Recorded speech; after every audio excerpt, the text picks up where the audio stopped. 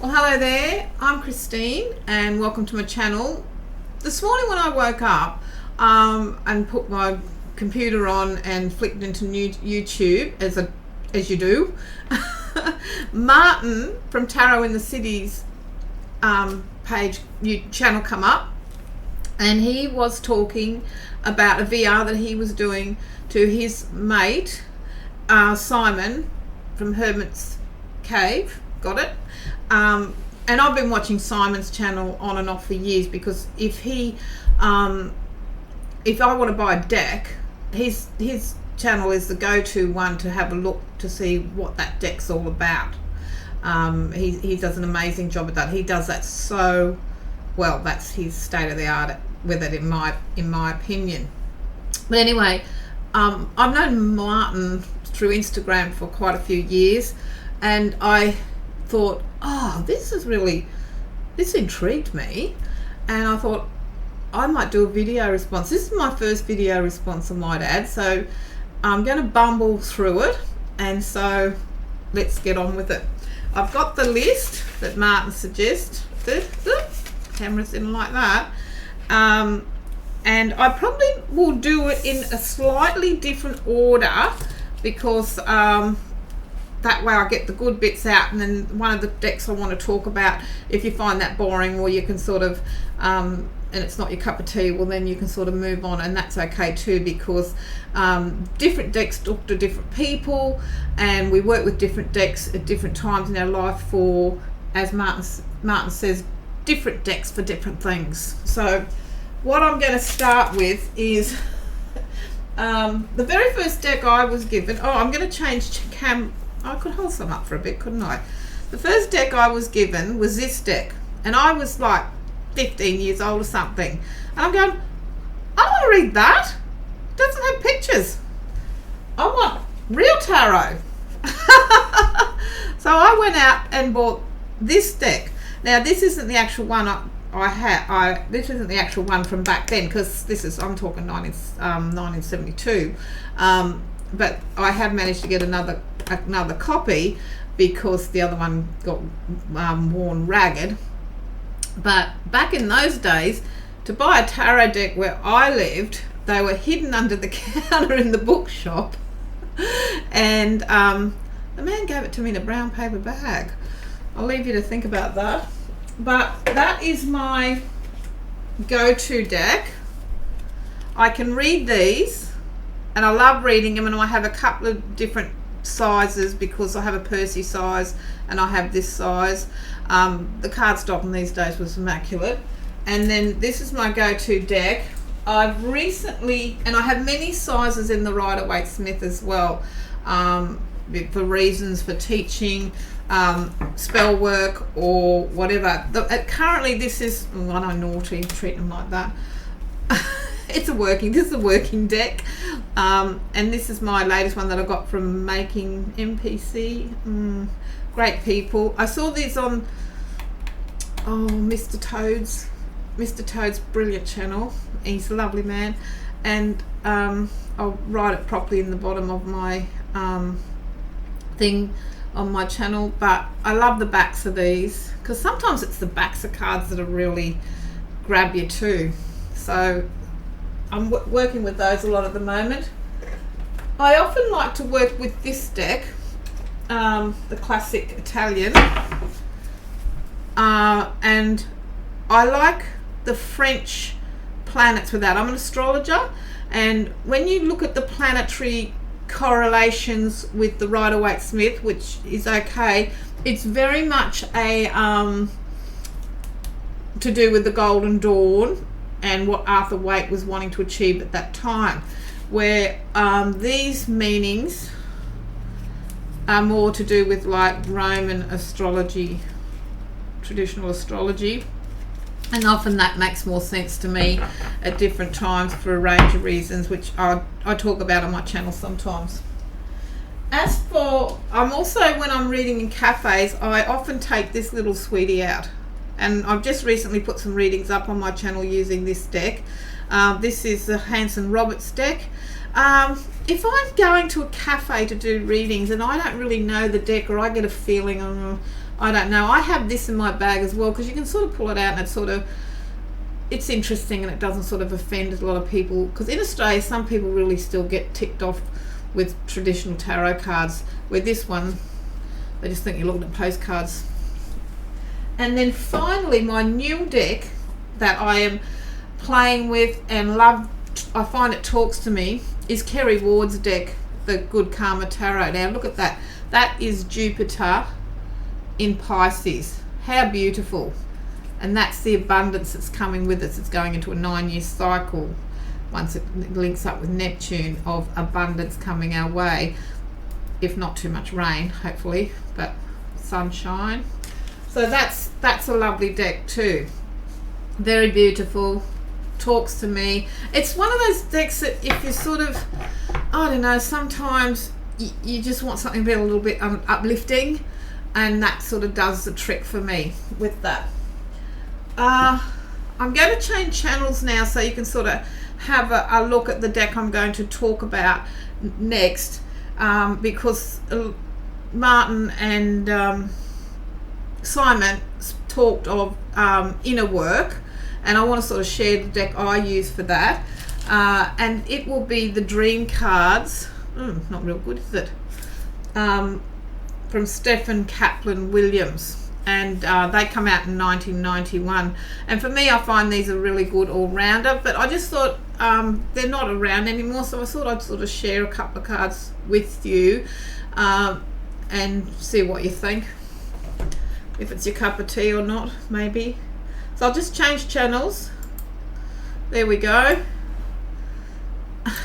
And we got that all sorted. Still got my little head there. So with these cards, they're a very big deck, and I've had these.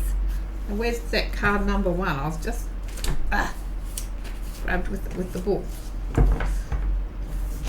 They're a very big deck, and they have damn, I'll just check that because it could be important.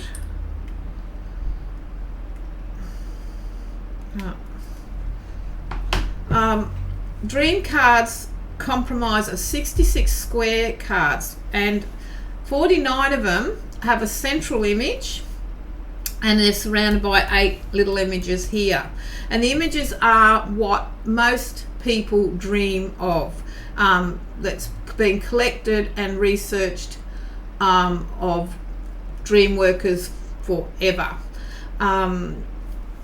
This one is they come in themes of the source, masculine, feminine, heroic, adversity, journey, death and rebirth, but basically they're archetypal dynamics, and they have a dream number, they have a symbolic shape for the central image, and then we have these secondary images coming around.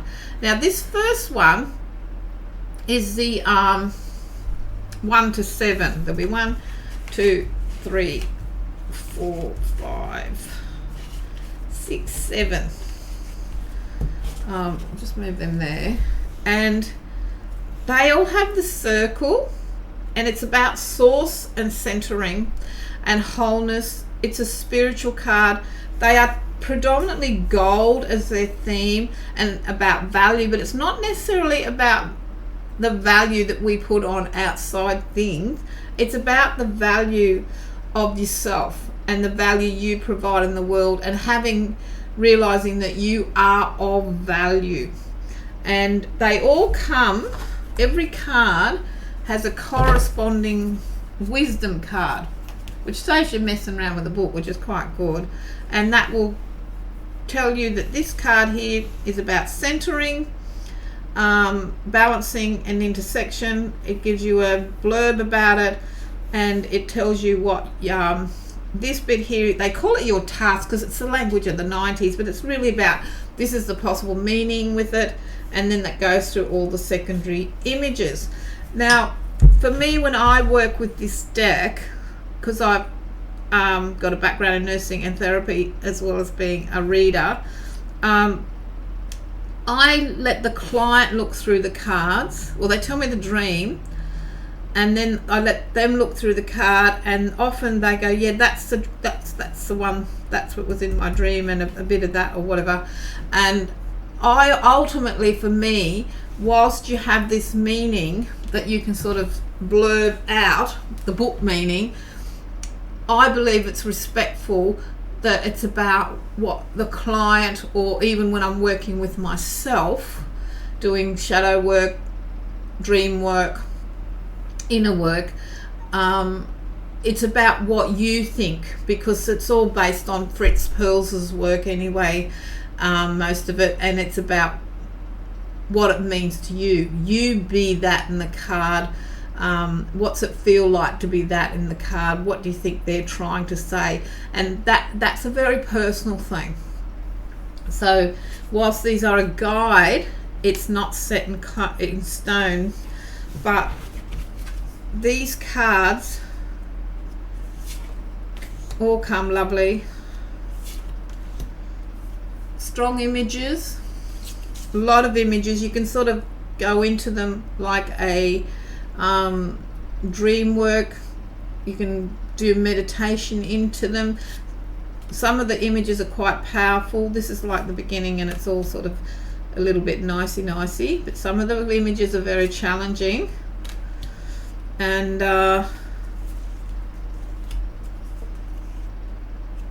each group comes with a set of phases, and they all have meanings too. And it's about, this is the child, as well as it's being centering as well. They suggest that this is the child, and it's about divinity and newness, and when the eternal face greets the newborn. And it's about the wounded child, and and obviously the wondrous child, the whole child, all in one. So it's really good for inner child work. The second group is what is that, 1 8 to 14, is masculine structuring.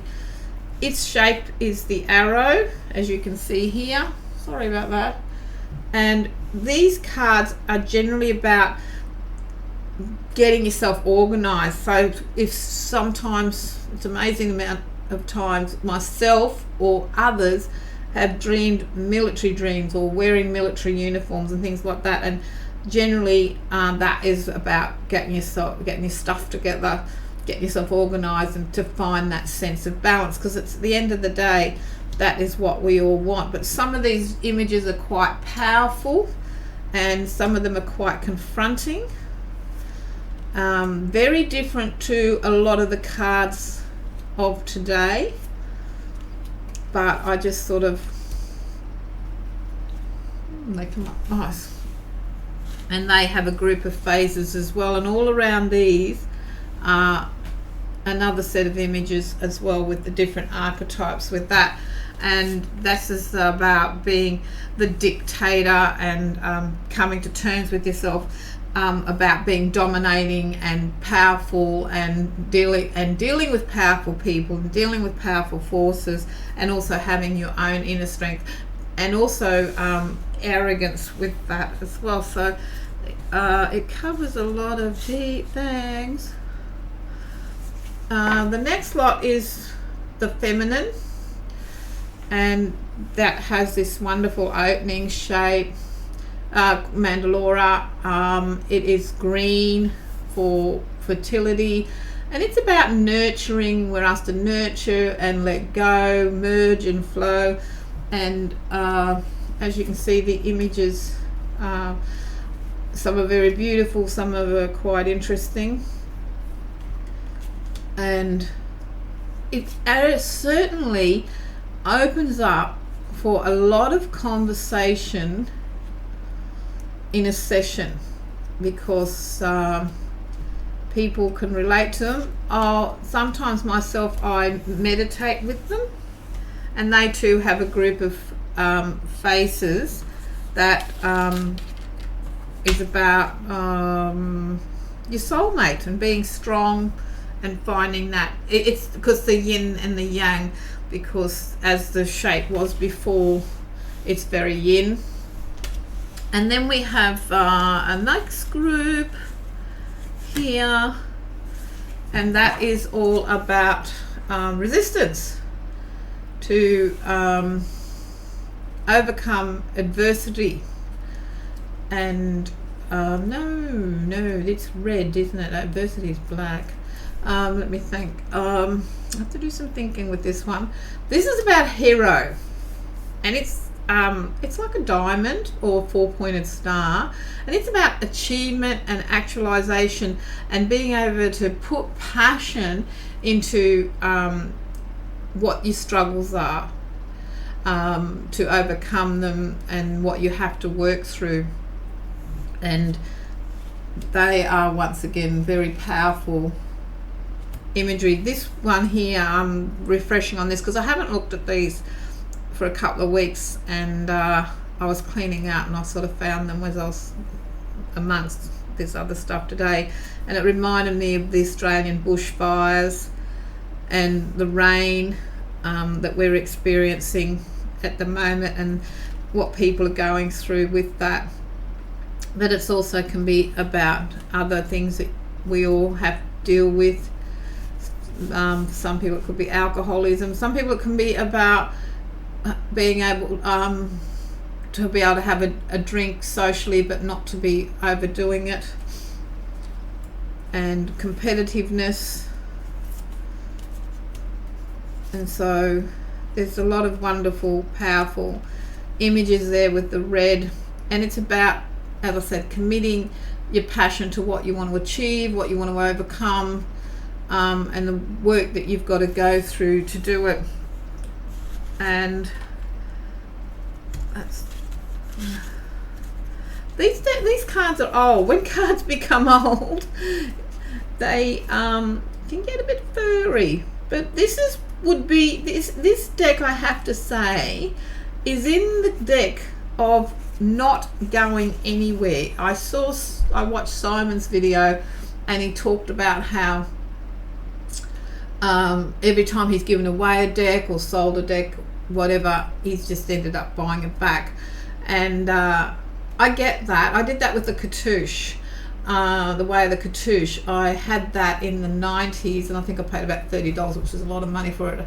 And then later on I ended up buying it for over $100, and it's one that I won't get rid of, and I'll never ever get rid of this deck either, ever, because it's just so wonderful for reflection at levels, and it's one I work with people, so it's got a lot of benefit for it. And it's just like one of those things, sometimes you can have a painting on the wall and every time you look at it you see something different.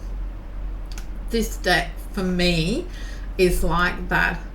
And so the next lot are cards 29 to 35, and they are adversity, and they have the black frame.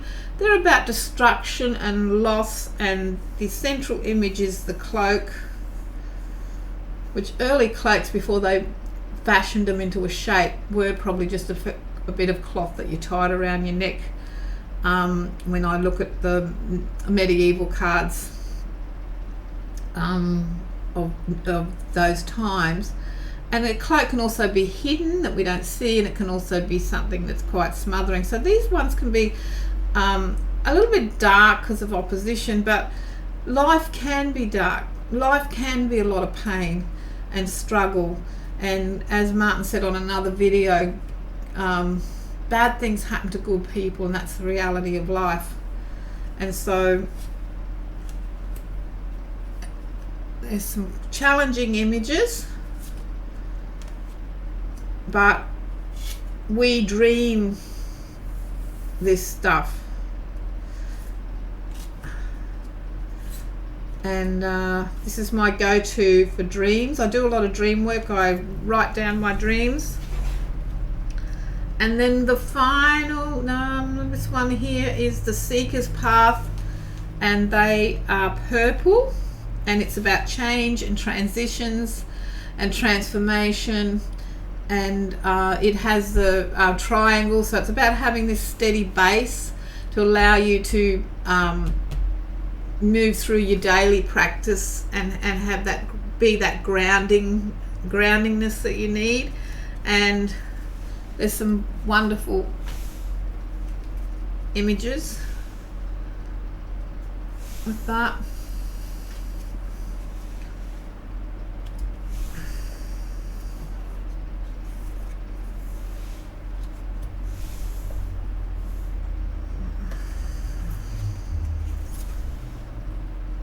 As I said, I often meditate into these until I sort of come up with what I need to know with that.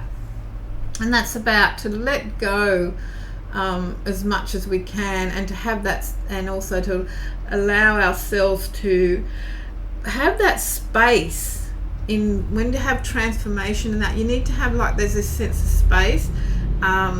It's like the space in between the words when someone's talking, or just that space and time out to reflect into things. And we also have these ones which are intersecting circles and changes 43 to 49, and these are about transformation, and these are intersecting circles which are very interesting. And it's really funny, the other day someone said to me, "Oh, I dreamt to cut my hair the other night."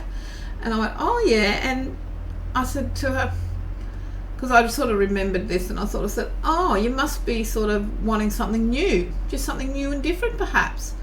And she said, "Oh yeah, I thought I would try something new." Because it's amazing how people talk dreams in an everyday conversation. And there's our moon transformation. There's lots of wonderful images with it. There's something. An amazing amount of people that dream of snakes as well. Very, very interesting. I always see that one that makes me think of when the wheels come off the cart. And so we also have people with that one of the archetypes, and that's transformation. And to be able to let go as much as you can when you're in a crisis. Ultimately, I've learnt through all of the things, because I've been a therapist for a long time, and I've used tarot as one of the tools, many tools in helping people. But ultimately we all want inner peace, and being able to trust ourselves that we can let go. And sometimes these images make you think of that. So number 50, which is the end of it all, the cards of choosing. These cards are the ego. There's no sort of real archetype with them, and they have the 4 circles. And I look at that and I think that's what it's like if you're between a rock and a hard place. And things that you have to say, things that you have to do when you're in between a rock and a hard place, if you had to draw that. But maybe someone else would draw that differently. But there are some confronting images with the hangman, and that is, someone said that with the couldn't face anything anymore, and various dreams have come out. But if any of these images have stirred anything up for you, please contact the helping people, counselling people in your area, because it was never not my intention to do that, but they are confronting. But then for some people the death card's confronting, and as I sort of work through these, I actually see tarot all in these. It's just that it's all been condensed into one image, if you like.